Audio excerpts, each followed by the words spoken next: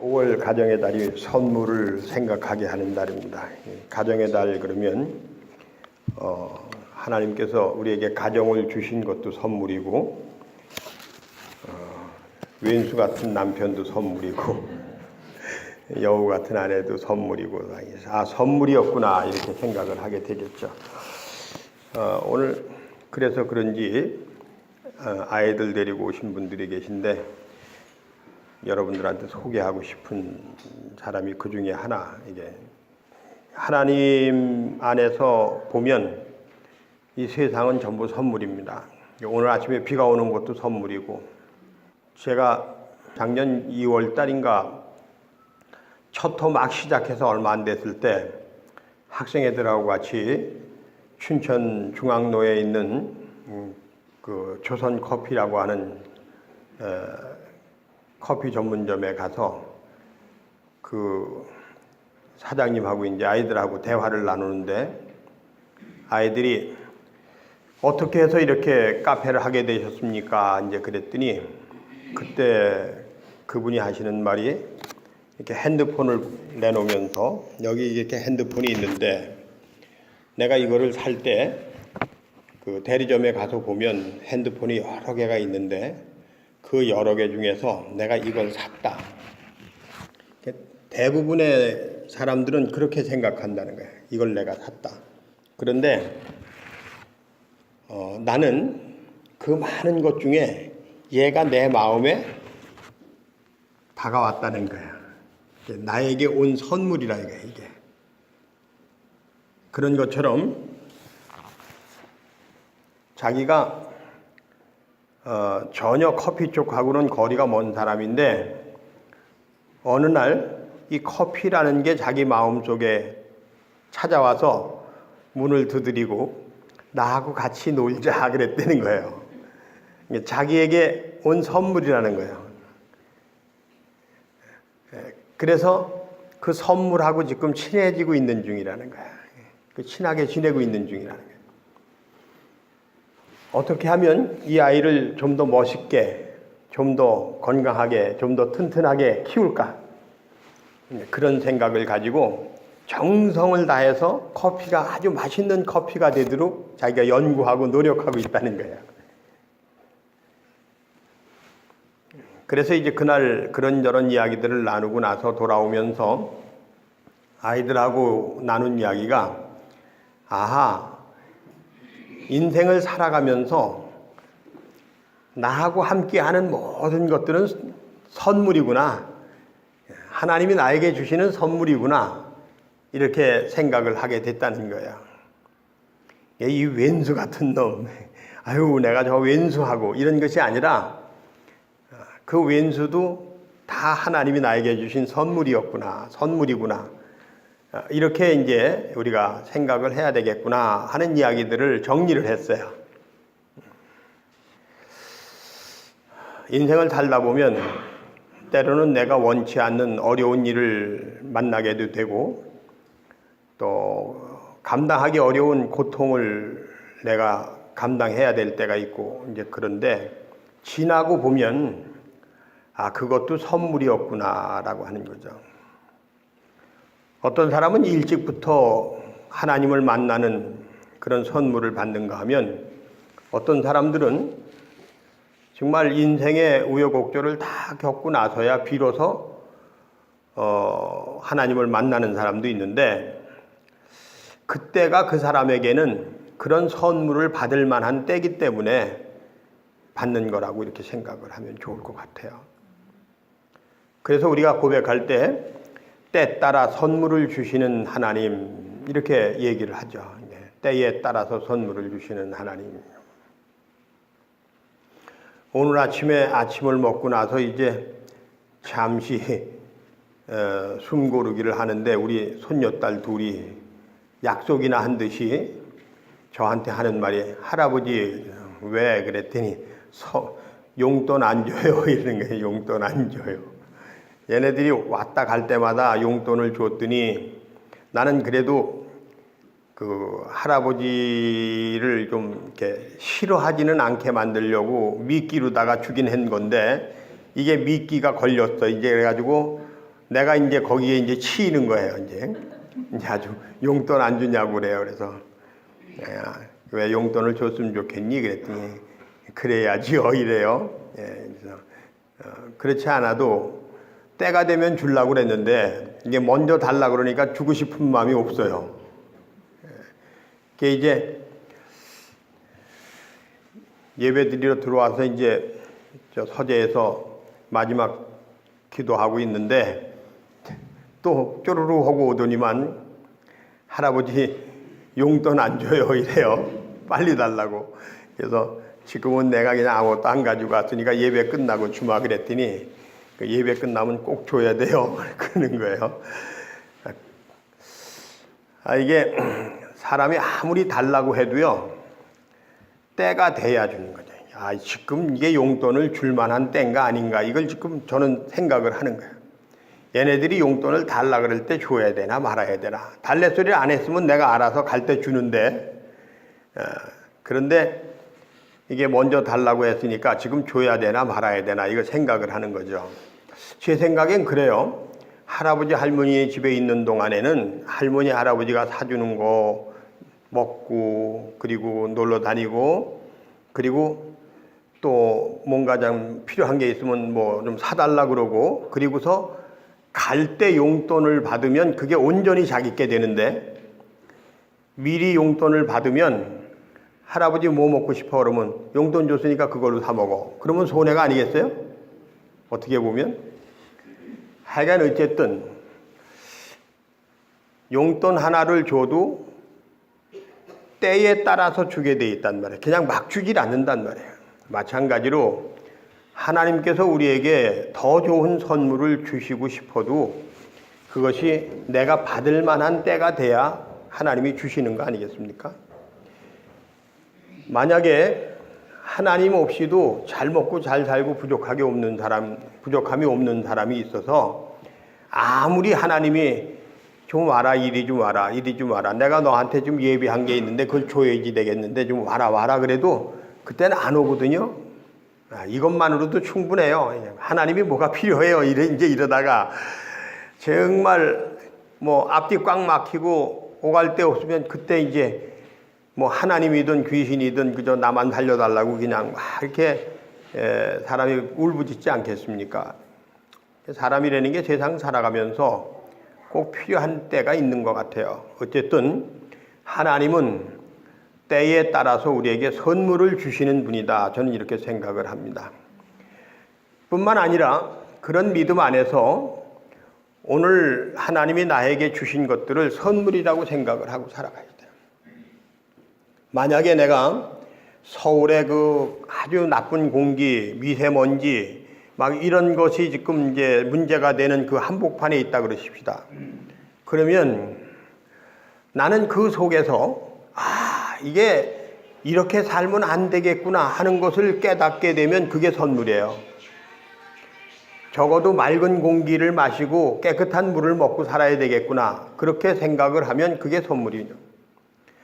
사람은 자기가 어떤 형편에 처해 있든지 간에 그 형편 가운데서 뭔가 자기 자신에게 다가오는 선물을 볼 수 있는 눈이 그때 열리기도 하고 그 선물이 가슴 속에 와서 안기기도 하고 그러는 거 아니겠습니까? 저는 오늘 아침에 이렇게 비가 내리는 것을 보면서 우리가 지지난주에 화초를 심고 그리고 계속해서 좀 가꾸고 있고 주중에도 이제 시간이 되면 올라와서 또 풀도 뽑는 분들도 계시고 이제 이렇게 하는데 이렇게 비가 내리는 걸 보면서 참 이보다 더 좋은 선물이 어디 있을까 이런 생각을 해. 이보다 더 좋은 선물이 어디 있을까 이런 생각을 해봅니다.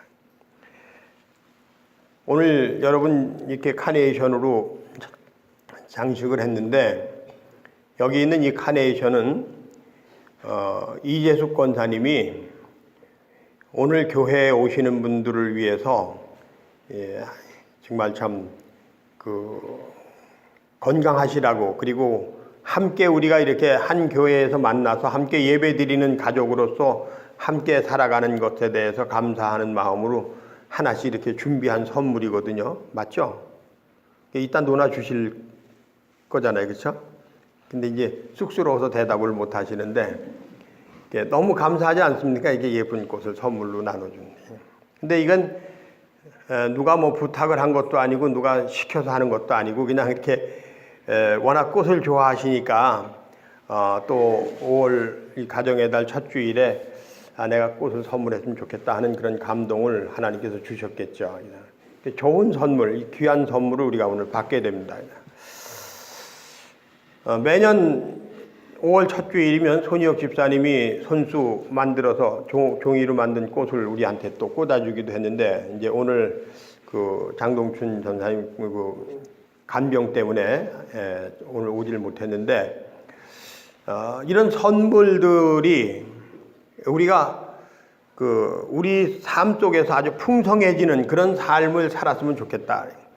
모든 것을 선물이라고 생각하면서 내가 그것을 누리고 그것을 내가 나눠주고 이러면서 살아가는 그런 삶이 돼야 되겠다라고 합니다. 그런데 어떤 경우에는 똑같은 환경과 처지 속에서 살아가면서도 늘 이 선물이라고 생각하고 기쁘게 생각하고 살아가는 게 아니라 이 반대로 생각하면서 살아가는 경우가 많아요. 불평, 불만, 그 다음에 짜증, 그 다음에 분노, 이런 것들을 가지고 살아가는 이런 경우들이 너무 많습니다. 저는 정말 세상에서 가장 불행한 남자, 불행한 여자라고 할 만큼 어울리지 않는 배우자를 만나가지고 고통을 당하는 사람들을 많이 봅니다. 그런데 그런 가운데서도 그것을 하나님의 선물로 생각하고 긍정적으로 받아들여서 얼마 안 가서 그런 좋지 않은 환경을 아름답고 행복한 환경으로 극복해서 변화시키는 사람들을 봤는가 하면 그런 것들 때문에 결국은 파경에 이르는 사람들을 많이 봤습니다. 물론 사람이 아무리 애를 써도 안 되는 게 있다고 하지만 우리 스스로가 그럴 때마다 집중해서 봐야 될 게 뭐냐 하면 예수님께서는 예수님 당신이 처해 있는 현실 속에서 새로운 변화와 도전을 위해 나아가실 때 그 어렵고 힘든 일을 이루시기 위해서 40일 동안 금식하시면서 기도하셨다는 거예요. 그리고 정말 감당하기 어려운 일이 있을 때마다 조용한 곳에 가셔서 기도하시면서 자기 정리를 하셨다는 거예요. 왜 이런 말씀을 드리냐 하면 세상에 나에게 주어진 것이 모든 것이 선물이라고 할지라도 때로는 그 선물이 내가 감당하기 어려운 선물도 있다, 그런 얘기입니다. 그럴 때에 어떻게 할 거냐라고 하는 문제입니다. 그럴 때 우리는 그 선물을 내가 감당하고 그 선물이 나에게 주는 의미와 가치를 누리는 사람이 되기 위해서 정말 하나님 앞에 집중하는 사람이 돼서 어떻게 하면 이것을 이겨낼 수 있고 이것을 내가 이룰 수 있을 것인가 라고 하는 것을 기도하는 사람이 돼야 된다. 기도라고 하는 것은 하나님이 주신 선물을 선물로서 받아서 누리기 위해서 우리가 취할 수 있는 아주 가장 좋은 도구라는 거예요. 그래서 기도에는 반드시 응답이 있다라는 얘기를 하는 거 아니겠습니까? 여러분, 누가 뭐라고 해도 대한민국이라고 하는 나라,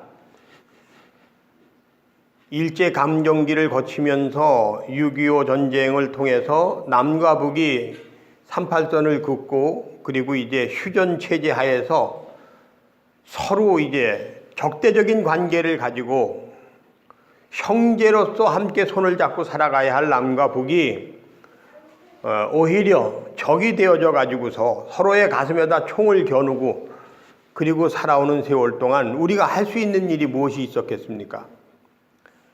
여러분들이 잘 아는 것처럼 그나마 이 남쪽에서는 군사 작전권까지도 우리 마음대로 할 수 없는 이제 그런 현실 속에서 우리가 어려운 시절을 지냈단 말이죠. 근데 그때에 우리가 이것을 포기한 것이 아니라 어떻게 해서든지 이 나라 이 민족이 서로 손을 맞잡고 통일을 이루고 평화를 이루는 그런 나라가 되어야 되겠다.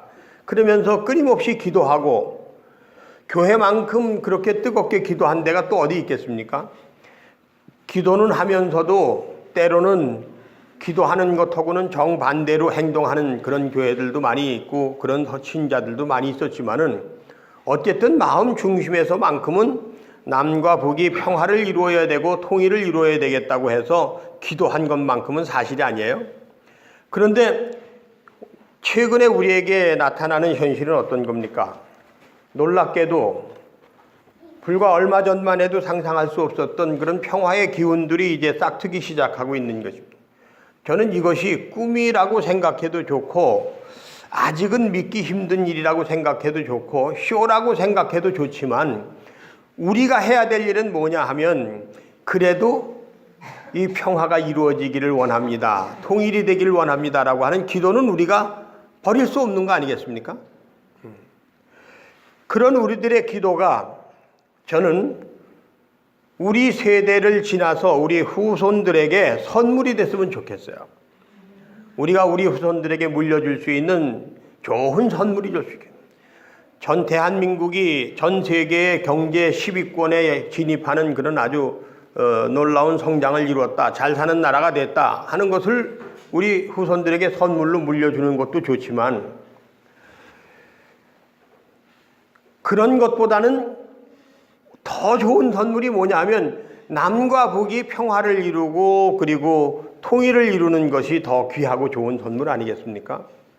저는 6.25 때에 태어나질 않았기 때문에 6.25를 경험해보지도 않았기 때문에 6.25가 어떤지 전혀 모르지만 그 전쟁 때에 어쨌든지 간에 가족을 지키고 나라를 지키기 위해서 총을 들고 나가 싸우면서 부상을 당한 사람들, 생명을 잃은 사람들, 이산가족이 된 사람들, 이런 사람들이 있었기 때문에 전쟁이 휴전이 되고 그리고 38선이 그어졌긴 했지만 남과 북이 대치하는 상황이긴 했지만은 어쨌든 우리가 그분들 때문에 나름대로 우리 영토에서 우리가 살고 있는 이 자리에서 지금까지 살아가고 있는 거 아니겠습니까? 그렇다면 그분들에 대한 고마움과 감사를 한시도 잊을 수가 없는 거죠. 저는 목요일날 노인분들하고 노인 학교를 하면서 이렇게 만나서 얘기를 나누게 되면 뭐 이런저런 얘기 나누다가 이제 같이 기도하고 그리고 식사하고 그리고 여행 좀 하고 그리고 헤어지고 이러는 모임이지만 그때 종찬이 할아버지가 들려준 이야기를 잊을 수가 없어요. 6.25 때 총상을 입어가지고 항상 그 쩔뚝거리면서 다니셨는데 그분이 하시는 말씀이 나는 남들이 일할 때 그 일하는 것을 보면서 먼 발치에서 정말 아무도 몰래 눈물을 흘린 적이 한두 번이 아니다. 나도 저 사람들처럼 일을 해가지고 내 아내나 아이들에게 좀 이렇게 뭘 좀 사주고 돈도 좀 벌어다 주고 그러고 싶은데 다리가 이 총상을 맞아서 이게 불편하니까 일을 하고 싶어도 일을 하지 못한 그 아픔을 얘기하시는 게 제가 그래서 그 얘기를 좀 누구한테 좀 해보셨어요? 그랬더니 그런 얘기를 누구한테 하느냐는 거예요. 아무한테도 자기의 그 아픈 심정을 얘기하지 못했지만은 그분이 나가서 총상을 입은 게 자기 자신을 위해서 총상을 입은 게 아니잖아요. 어쨌든 후손들에게 좋은 세상을 물려주기 위해서 전쟁터에 나가서 부상당했던 사람들, 고난을 당하고 고통을 당했던 사람들, 목숨을 잃었던 사람들, 그분들에 대한 고마움과 감사함을 우리가 잊을 수가 없는 것이고 그분들이 우리에게 주신 선물, 우리가 지금 누리고 있는 거 아니겠습니까? 그렇다면 그 어떤 선물보다도 그들로부터 받은 선물이, 그분들로부터 받은 선물이 우리에겐 가장 귀한 거죠. 마찬가지로 우리가 그 이후에 그분들의 그렇게 물려주신 선물이 헛되지 않도록 하기 위해서는 남과 북이 서로 또다시 전쟁을 하는 게 아니라 평화를 이루어야 되고 이제 통일을 이루어야 되는 거 아니겠습니까? 그게 그분들이 우리에게 선물을 물려주신 것에 대한 보답을 하는 거 아니겠습니까? 그렇다면 그것이 또한 우리 후손들에게 좋은 선물이 될 수 있는 거 아니겠습니까? 그래서 저는 5월 가정의 달에 부모님들이 아이들 데리고 혹은 할머니 할아버지가 손주들 데리고 뭐 시내 나가서 행사하는 데 가가지고서 이 어린이날 행사에 그냥 뭐 이렇게 다녀오고 이런 것도 중요하고, 또 가족이 함께 나가서 좋은 음식 먹고 이렇게 외식을 하는 것도 중요하고 다 중요하지만, 우리가 이것을 잊어서는 안 되겠다. 우리 후손들에게 좋은 공기를 마실 수 있도록 해주고 깨끗한 물을 마실 수 있도록 해주고, 그리고 전쟁이 없는 나라, 서로 평화를 약속하고 평화라고 하는 기반 아래에서 우리가 살아갈 수 있는 그런 나라를 우리 후손들에게 물려주는 일을 우리가 해야 된다 하는 이런 자각을, 깨달음을 우리가 잊어서는 안 된다, 그런 얘기입니다. 이게 우리가 가끔씩 잊어버릴 수가 있어요. 이런 생각들을. 그저 나 먹고 살기 바쁜데, 밥 먹고 살기 바쁜데, 그래서 한 푼이라도 더 받는 데 가서 그냥 몸이 부서져라 하고 일을 하는 사람들이 있어요. 그런데 또 어떤 사람들은 지금 내가 돈을 버는 것도 중요하지만 아직은 내가 내 후손들을 위해서, 정말 참 이 땅이 병들고 이 강이 병들고 이 산이 병들고 사람이 미세먼지를 먹어야 되는 이런 세상을 우리가 후손들에게 물려줘서는 안 되겠다, 그렇게 생각을 해서 돈 안 되는 일이지만, 나한테 도움이 되지 않는 일이지만은 그래도 그런 세상을 위해서 사는 사람들이 또 있어야 되는 거 아니겠습니까? 우리가 그런 생각들을 하면서 정말 내가 받아야 될 선물은 어떤 선물이며 줘야 될 선물은 어떤 선물인가 했을 때, 저는 오늘 이런 여러 가지 이야기들 속에서 마지막으로 한 가지 여러분과 나누고 싶은 이야기가 있습니다. 그것은 뭐냐 하면, 예수님께서 우리에게 이렇게 살아야 된다라고 하는 올바른 삶의 가치관을 주시기 위해서 우리가 올바른 생각을 가지고 살아야 행복한 거 아니겠습니까? 잘못된 생각을 가지고 살면 불행해지는 거 아니겠습니까? 그러니까 율법의 노예가 되는 것이 아니라, 불의한 세력의 앞잡이가 되거나 불의한 세력이 되는 것이 아니라, 우리가 세상을 살아가는데 항상 나눠줄 수 있는 사람, 다른 사람의 손을 붙잡아 줄 수 있는 사람, 그리고 의로운 세상, 평화로운 세상, 맑고 깨끗한 세상을 위해서 살아가야 된다고 하는 것을 우리에게 가르쳐 주시기 위해서 예수님께서는 40일 동안 금식도 하셨고 십자가의 길을 가시기도 하셨다는 겁니다. 이거를 우리가 잊어서는 안 되는 거죠. 예수님께서 우리가 이 세상을 바로 살도록 하시기 위해서 십자가까지 지셨다. 그러므로 우리는 그 예수님이 우리에게 주시고자 했던 그 정신, 그 삶, 그것을 우리가 우리 후손들에게도 물려주는 사람이 되어야 되겠다. 그 예수님처럼 우리가 사는 사람이 되자 하는, 이것이 우리가 서로 나눌 수 있는 가장 큰 선물이 되는 것이고 우리 후손들에게 물려줄 수 있는 가장 큰 선물이 되는 거다라고 하는 걸 우리가 잊어서는 안 되겠다. 이런 얘기를 여러분에게 드리고 싶은 겁니다. 그래서 오늘 본문 말씀을 선택을 했습니다. 본문을 한번 다시 보시도록 하시겠습니다. 어떤 여자가 10드라크마가 있었는데 하나를 잃어버렸어요. 그러면 그 잃어버린 것을 찾기 위해서 등불을 켜고 그 다음에 집을 쓸어서 찾아내기까지 그걸 포기하지 않고 결국은 찾아내지 않겠냐 이겁니다. 사람이라고 하는 것은 내가 가지고 있던 것을 잃어버리면 그 가지고 있던 것만큼은 찾으려고 그러는 심리가 있어요. 하다못해 내게 없는 것까지도 내 걸로 만들려고 하는 그런 그 심보가 있는데, 하물며 내가 가지고 있는 걸 잊어버렸단 말이야. 이걸 어디다 뒀는지를 모르겠어. 이걸 어떻게 찾으려고 온갖 별짓을 다 하지 않겠습니까? 그리고 찾은 다음에는 사람들과 함께 즐거워하면서 내가 잊었다가 이걸 찾았다 그러면서 이렇게 좋아하지 않겠느냐. 마찬가지로, 그래서 이게 10절 말씀이 중요한 겁니다. 10절 말씀만 우리가 같이 한번 읽어보겠습니다. 내가 너희에게 이르노니 이와 같이 죄인 한 사람이 회개하면 하나님의 사자들 앞에 기쁨이 되느니라. 예수님께서는 잃어버린 하나님의 자녀들, 하나님의 자녀로서 하나님께서 이렇게 살아야 된다라고 하는 것을 잃어버린 사람들을 되찾아서 그들이 올바르게 살아가고 올바른 삶을 살아가도록 하시기 위해서 십자가를 지시면서까지 그걸 찾으셨다는 거예요.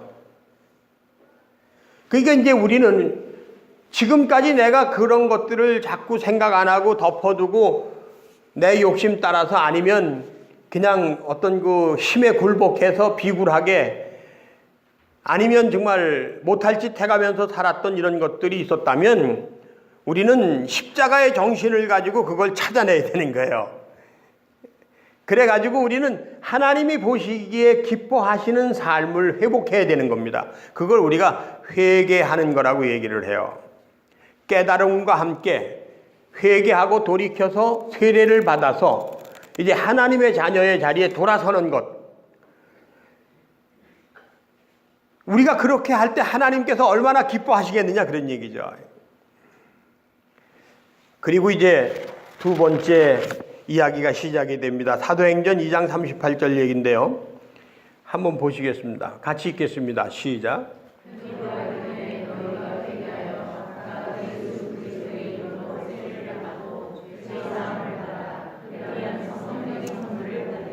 자, 이제 우리가 예수님께서 십자가를 지시면서까지 우리를 다시 찾아주셨어요. 우리가 이제 하나님의 자녀의 자리에 다시 돌아왔어요. 그랬을 때 하나님께서는 성령을 선물로 주신다 그런 얘기입니다. 할렐루야. 여러분 한 사람 한 사람이 성령을 선물로 받는 사람이 되길 간절히 축원합니다. 이게 거짓된 영을 받으면 엉뚱한 일을 하게 돼 있어요. 성경 말씀 한 전 더 보겠습니다. 로마서 5장 17절입니다. 같이 읽겠습니다. 시작. 한 사람의 범죄로 말미암아 사망이 그 한 사람을 통하여 왕노릇하였은즉 더욱 은혜와 의의 선물을 넘치게 받는 자들은 한 분 예수 그리스도를 통하여 생명 안에서 왕노릇하리라. 요즘에 이제 신천지가 유행인데 이만이라고 하는 이 말도 안 되는 그 사기꾼이 교회에 침투해서 교회를 통째로 그냥 그 신천지로 가지고 넘어가고 막 이제 이런 일들을 하는데 성경 공부하는 대로 사람들을 꼬셔가지고 데려가서 말도 안 되는 걸 얘기하다 보면 그걸 6개월, 1년 듣다 보면 자기도 모르게 거기에 세뇌가 된다는 거야. 그래가지고 하는 말이 뭐냐면 요한계시록에 14만 4천 명을 하나님이 다시 선택해서 구원하신다고 그랬는데 그 14만 4,400명에 들어가면 그러면 생명 안에서 왕노릇한다. 제사장이 된다 이거야. 그리고 영생한다. 죽지 않는다. 다시 산다. 이제 이딴 소리를 하는 거야. 근데 거기에 혹하고 넘어간다는 거예요. 자꾸 얘기를 듣다 보면. 생명의 왕노릇한다니까. 이런 얘기들을 아주 그럴듯하게 엮어서 해가지고서 집에서 나와가지고 집단 생활을 하게 되고 그리고 집에 가서 뭐 심지어는 부모님 통장까지도 다 그냥 이렇게 해가지고 갖다 바치게 만들고 뭐 이런 식으로 아주 뭐 말도 안 되는 짓을 하는 거거든요. 그런 이단들이 얼마나 많은지 모릅니다. 여러분, 우리가 예수 안에서 신령한 은사를 받는다. 그리고 생명의 왕노릇한다. 이 얘기는 무슨 얘기냐면요. 첫 번째 신령한 은사를 받는다는 것은 은사는 각양각색이고 다양하다 그랬습니다. 통역의 은사도 있고 병 고치는 은사도 있고 뭐 말씀 전하는 은사도 있고 배려의 은사가 다 있는데 근데 신령한 은사라고 얘기할 때 신령한 은사는 무엇을 얘기하느냐면 거룩한 생각을 얘기하는 겁니다. 사람이 거룩한 생각을 하게 되는 거예요. 그리고 거룩한 일을 하게 하는 겁니다. 그런 은사를 받는 걸 얘기하는 거예요.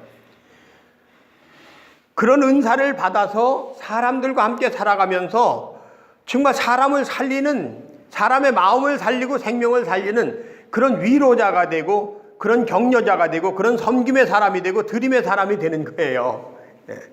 신령한 은사를 받은 사람들은 거룩한 삶을 위해서 함께 힘을 모아 나가는 겁니다. 우리가 이 교회를 통해서 그러한 일들을 함께 해나가는 것이고 여러분들의 삶 속에서 거룩한 삶을 살아가는 것입니다. 바라기는 정말 부족한 우리들이지만 뭐 가진 것도 없고 배운 것도 없는 사람들이지만 그럼에도 불구하고 부러운 것이 없고 아쉬운 것이 없고 모자람이 없고 치우침이 없으며 두려움과 염려가 없이 담대하게 나에게 주어진 모든 것들을 선물로 생각하면서 더 좋은 선물을 나누어 주면서 살아가는 그런 성도가 되시기를 간절히 축원합니다.